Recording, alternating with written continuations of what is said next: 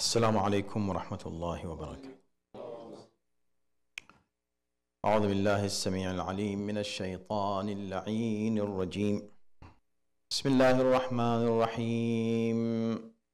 الحمد لله الذي كان موجودا قبل حدوث الأشياء ويبقى بعد فناء الأشياء، تفرد بالأولية والقدم ووسم كل شيء ما عداه بالفناء والعدم، كما قال عز شأنه: كل شيء هالك إلا وجهه وكل نفس ذائقة الموت، وقال كل من عليها فان ويبقى وجه ربك ذو الجلال والإكرام. والصلاة والسلام على سيد الأنام سيدنا ونبينا ومولانا أبي القاسم محمد وآله الطيبين الطاهرين المعصومين، واللعنة الدائمة على أعدائهم أجمعين من الآن إلى يوم الدين. أما بعد، فقد قال الله في كتابه الكريم: بسم الله الرحمن الرحيم. محمد رسول الله والذين معه أشداء على الكفار رحماء بينهم، تراهم ركعا سجدا سيماهم في وجوههم من أثر السجود. صلوات.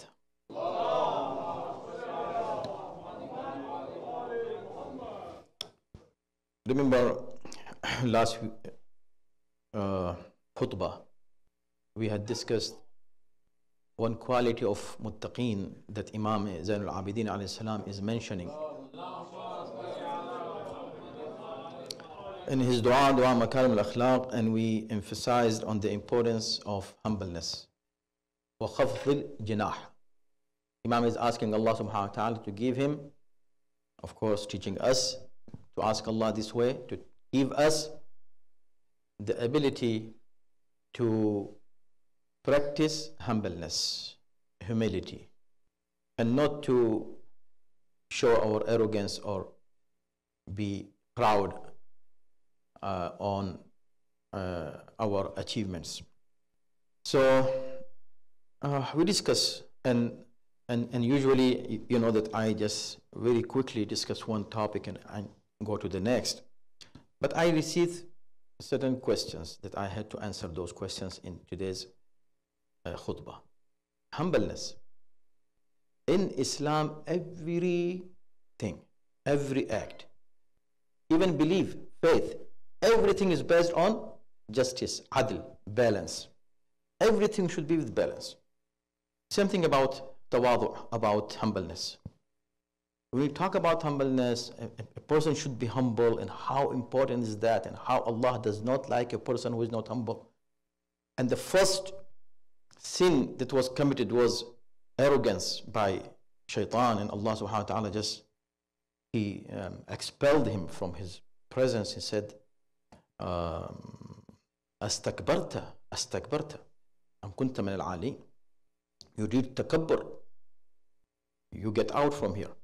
So this is one of takabbur, being proud and degrading other people's qualities and achievements. This is takabbur, and it is one of the worst sins that a person can commit, and Allah does not like it at all. And we discussed that. On the other hand, tawadu, being humble and being nice, being polite, right? All those qualities that Imam separately mentioned in his dua, all go hand in hand. Being khafd al-janah, always to be humble. This is highly recommended in Islam, and it is one of great akhlaq and great manners that has been praised by Quran and by the Prophet and the family of the Prophet Ahlul Bayt. So this is what we discussed last time. But the questions come. This is the question. Is showing humbleness all the time is wajib with everybody, everywhere? This was the question. Why? Because we see in Quran there are certain ayat that speak against it. It say, for example, the ayat I recited from Surah Fatah, ayat number 29, last ayat of Quran. And in this ayat, Allah subhanahu wa ta'ala is praising the companions of the Prophet. Muhammadun Rasulullah sallallahu alaihi wasallam.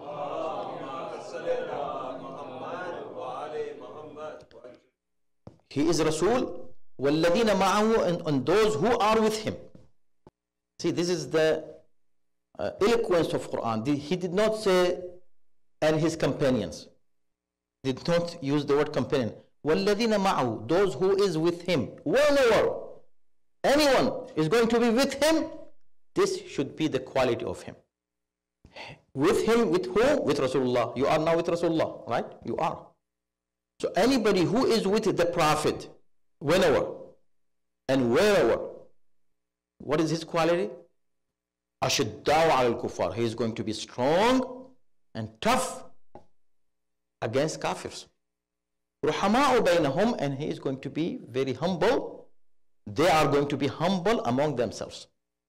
See, one side you are tough, strong and tough, and on the other side you are very humble and nice. تراهم ركعا سجدا يبتغون فضلا من الله ورضوانا سيماهم. Then other qualities, but we are talking only this one. So, where is the humbleness with kafirs? This is one question. The second question is it necessary for us, wajib for us, to be tough with every kafir and be humble with every mu'min? Good question. So we have to clarify that. See, first of all, when Quran uses kafir and mu'min, it is not just a group of people who call themselves kafir, group of people who call themselves mu'min. It is altogether quality and attributes that combine their faith and their practice both together. Overall is called kafir, overall is called mu'min. And when Quran talks about those terms, kafir and mu'min, considers overall kafir, overall mu'min. This is one thing. The second thing here, tough with kafir who is tough against you. فَمَنْ اعْتَدَى عَلَيْكُمْ فَاعْتَدُوا عَلَيْهِ بِمِثْلِ مَا اعْتَدَى عَلَيْكُمْ. A person who is aggressive, who attacks you, you also be tough against him. Be strong. Don't let him come and beat you up and just be wrong, wrong you in whatever manner he wants. No, defend yourself against a kafir. But if a kafir is not offensive, right? Regular people like we live here in our society, there are so many people who are not Muslim. If they are not Muslim, they don't believe in Allah, they don't believe in Rasulullah, they don't believe in Kaaba, they don't believe in Salat and Namaz and all those Islamic rituals. They don't believe in them. How to deal with them? With humbleness. Why? Because there is no reason to be tough against regular people, regular non-Muslims. There is no reason. Quran is not saying that at all. Rather, Quran is saying, وَادْعُوا إِلَىٰ سَبِيلِ رَبِّكَ بِالْحِكْمَةِ وَالْمَوْعِظَةِ الْحَسَنَةِ. Be nice with them. Be polite with them, right? And be kind with them. Even if you come or they come to an argument against you, that argument also should be وَجَادِلْهُمْ بِالَّتِي هِيَ أَحْسَنُ. To be humble with them means argue with them with the best way of argument. Academic way, scholarly way, with patience, with respect, all those things. That's what Quran is saying. When Quran says be tough against kafir, means which kafir? Who is tough against you? Who is coming and attacking you? Will you let him do it? No, you will defend yourself. This is a very simple thing. Even a mu'min is coming and he wants to attack you, you will defend yourself against a mu'min as well. So humbleness applies everywhere. Mu'min and kafir both. About humbleness, You should be humble. Your akhlaq actually is going to attract. What Amir al-Mu'mineen said, كونوا دعاة للناس بغير ألسنتكم. Call people towards righteousness, towards Islam. Call them. How? Without using your tongue. How can I call people to Islam without using my tongue? With my character. Correct? So humbleness applies everywhere. In humbleness, we don't see kafir, mu'min, Muslim, Shia, Sunni, whatever. Right? No color, no creed will be considered there. The only thing will be considered, he is a human being. With any human being, be humble. And see, Ahlul Bayt are the best example. The Prophet is the best example. Rasulullah would spread his abba. This is abba. This is called abba, with a person wears. This is his attire and kind of symbol of his dignity.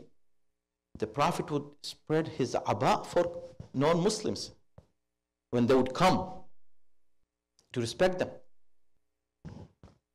Amir al-Mu'mineen alayhi salatu wasalam.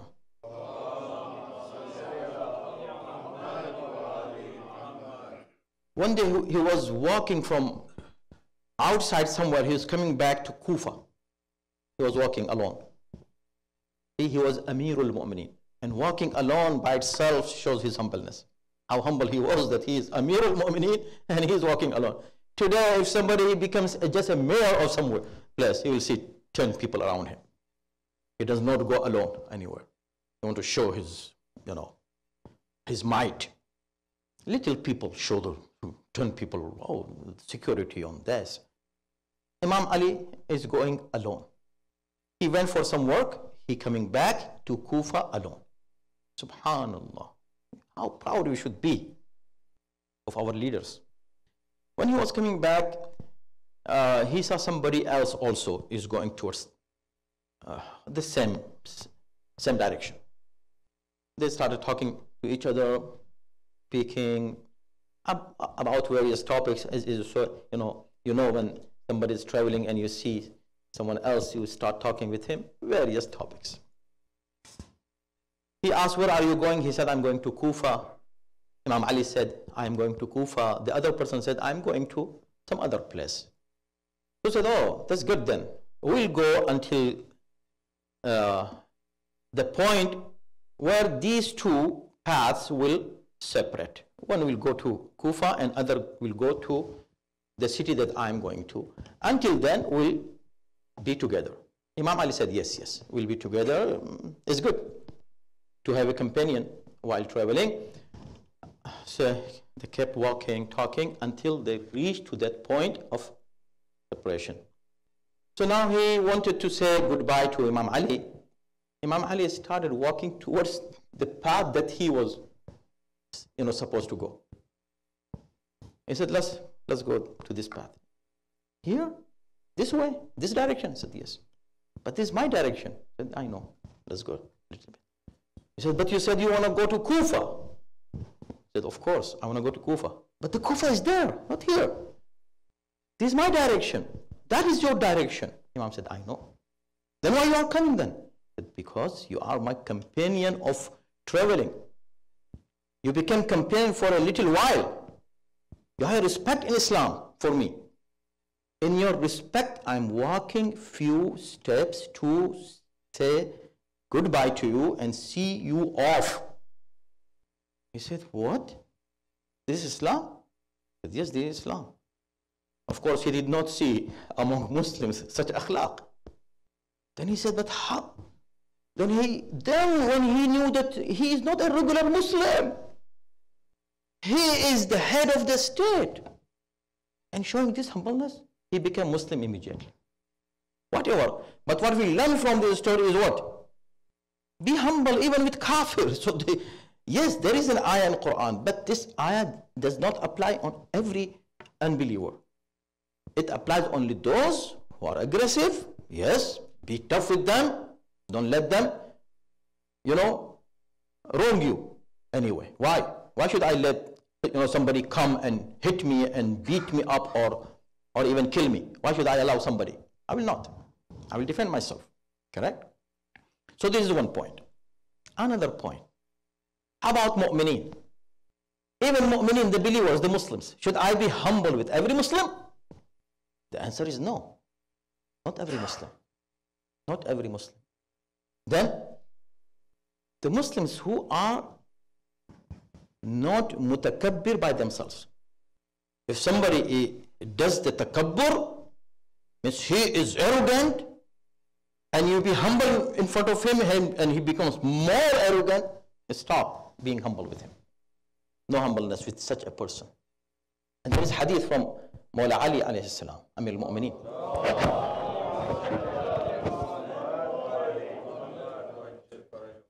He says, what? التواضع مع المتكبر تواضع بنفسه. The real humbleness is to be humble with humbles and to show your strength against a person who is arrogant. Don't let him be more arrogant with your good and nice attitude. So there are limits everywhere. For a person, see, there are so many ahadith. We have really, limited time, many aspects of the issue always. I said, what can I do? A person, this hadith, a hadith, not one hadith, a hadith. Can be a full book about just humbleness. Full book. It says that a person who humiliates himself against or in front of a rich person just because he is rich. A person who has money, he is rich, his quality is only he is rich. And you go and get, show your humbleness towards him, respect him because of his money. Many ahadith, not one, from many ma'sumeen says, فَقَدْ ذَهَبَ ثُلْثُ دِينِهِ. He lost his 2/3 of his religion. Two-thirds of iman is gone. But yes, if he is a rich and he is a mu'min, subhanallah, so you are respecting because of a mu'min. Janaba Khadija. Who is richer than her? You respect her. Why? Because she was humble by herself. She was rich, but she was humble with other mu'mineen, and she was humble for her religion. She has a high respect, and everybody feels, indebted to her. Every Muslim should. The same about mu'mineen. We have, mashallah, rich mu'mineen, and mu'mineen who are in great status in this dunya, but they are humble and they are mu'min. We should respect them. Not because of their dunya, because they are using their dunya for deen. And they have good akhlaq. So everywhere there are limits.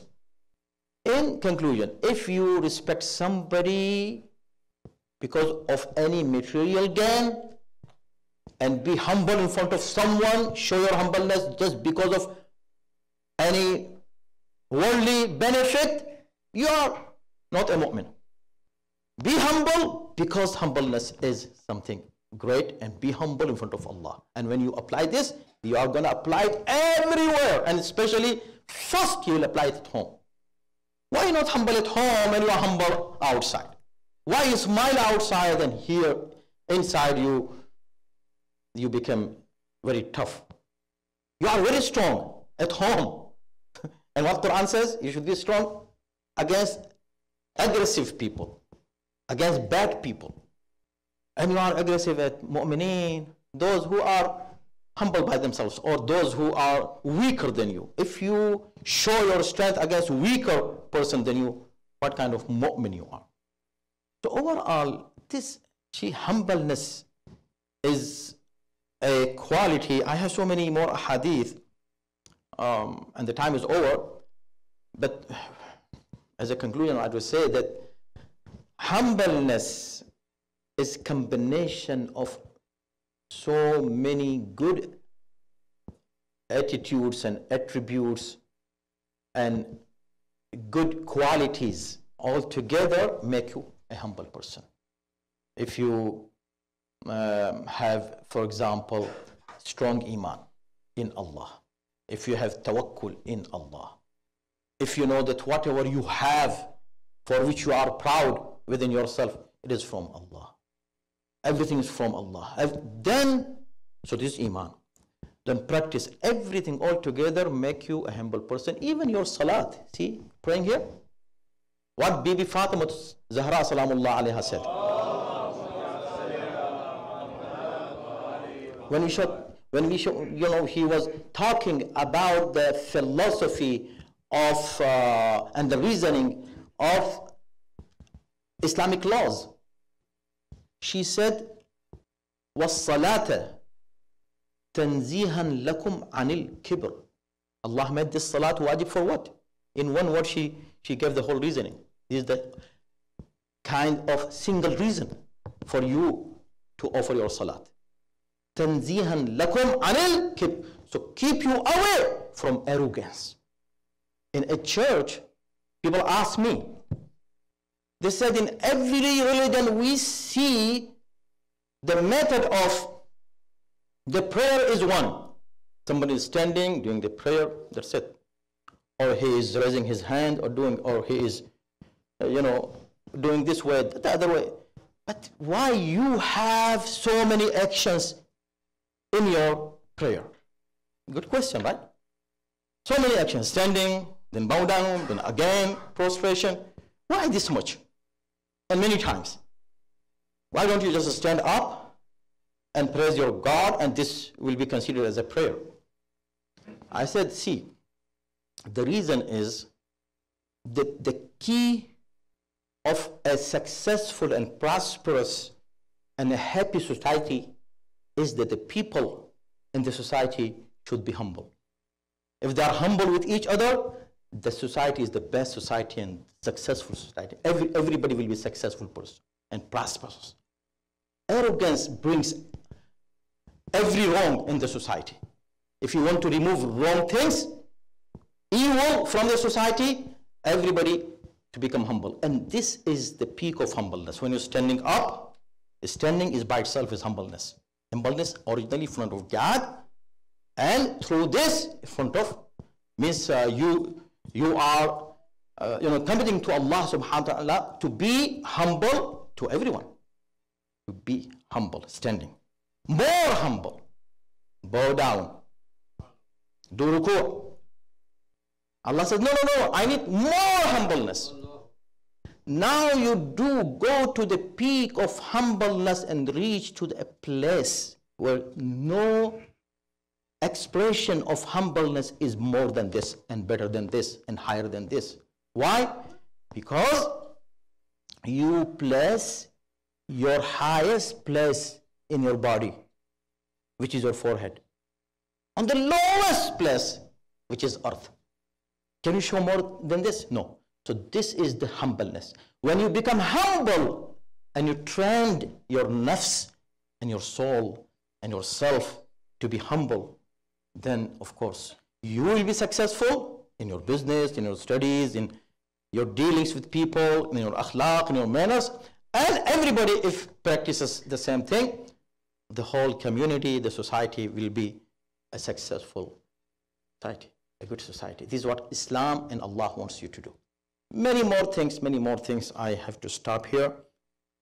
And inshallah, may Allah subhanahu wa ta'ala give us tawfiq to follow the path of Ahlul Bayt alayhi salatu wassalam, and to be humble in front of Allah subhanahu wa ta'ala and in front of Ibadullah, the servants of Allah in this earth, inshallah. إن أحسن الحديث وأبلغ الوعظ كتاب الله أعوذ بالله من الشيطان الرجيم بسم الله الرحمن الرحيم والعصر إن الإنسان لفي خسر إلا الذين آمنوا وعملوا الصالحات وتواصوا بالحق وتواصوا بالصبر.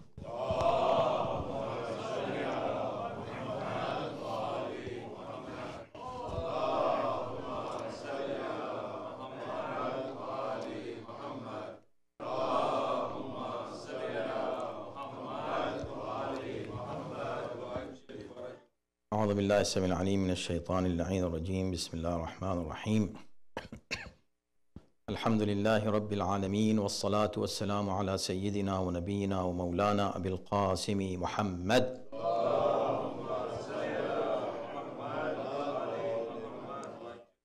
وآله الطيبين الطاهرين المعصومين. أوصيكم عباد الله ونفسي بتقوى الله. اللهم وصل على أمير المؤمنين مولانا علي بن أبي طالب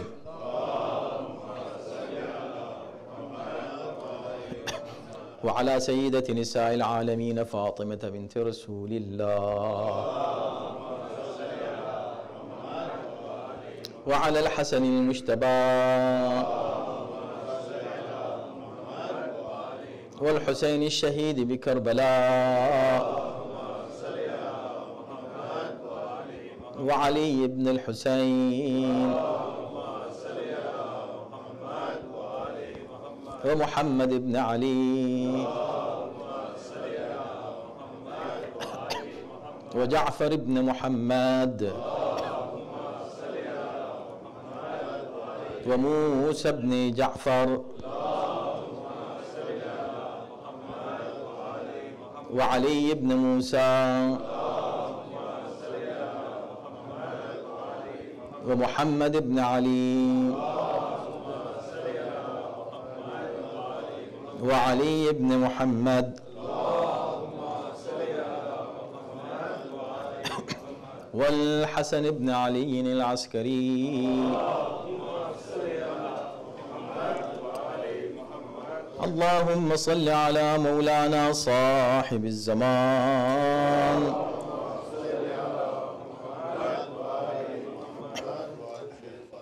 ماحي آثار البدع والطغيان، هادم أبنية الشرك والنفاق، حاصد فروع الغي والشقاق. اللهم عجل فرجه وسهل مخرجه، واكحل ناظرنا بنظرة منا إليه، واجعلنا ممن يذكر فتنفعه الذكرى. إن الله يأمر بالعدل والإحسان وإيتاء ذي القربى وينهى عن الفحشاء والمنكر والبغي يعظكم لعلكم تذكرون.